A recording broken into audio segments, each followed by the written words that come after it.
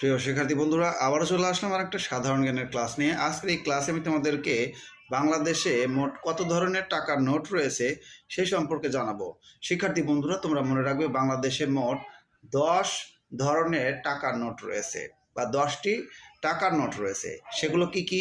চলো, 1 টাকার নোট, 2 টাকার নোট, 5 টাকার নোট, 10 টাকার নোট, এরপরে 20 টাকার নোট, 50 টাকার নোট, 100 টাকার নোট, 200 টাকার নোট, 500 টাকার নোট এবং 1000 টাকার নোট। ঠিক আছে? এর মধ্যে তোমরা মনে রাখবা ব্যাংক নোট হচ্ছে 7টি। ব্যাংক নোট কয়টি? 7টি। সেগুলো হচ্ছে, তোমরা অবশ্যই মনে রাখো, 10 টাকা, 20 টাকা, 50 টাকা, 100 টাকা, 200 টাকা, 500 টাকা এবং 1000 টাকার নোট। এগুলো হচ্ছে কি? Bank note. অপরদিকে সরকারি নোট রয়েছে 3টি। সেটা হচ্ছে 1 টাকা, 2 টাকা এবং 5 টাকা। তোমরা কিন্তু তথ্যগুলো অবশ্যই মনে রাখবে, অনেক ইম্পর্টেন্ট তথ্য। আমি স্ক্রিনে অবশ্য লিখেও দেবো, তোমরা দেখতে পারবে।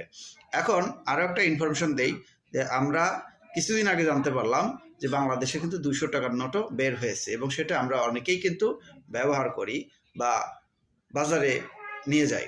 তো যাই হোক, এই বাজারে যে 200 টাকার নোট আসে সেটা কবে আসে তোমাদের জানা আছে? সেটা হচ্ছে 18 মার্চ 2020 সালে এই 200 টাকার নোটটা আমাদের বাজারে আসে। তো যাই হোক, আমার ক্লাসটা এখানে শেষ হচ্ছে। ক্লাসটি তোমার কেমন লেগেছে সেটা কিন্তু অবশ্যই কমেন্টে জানাবে।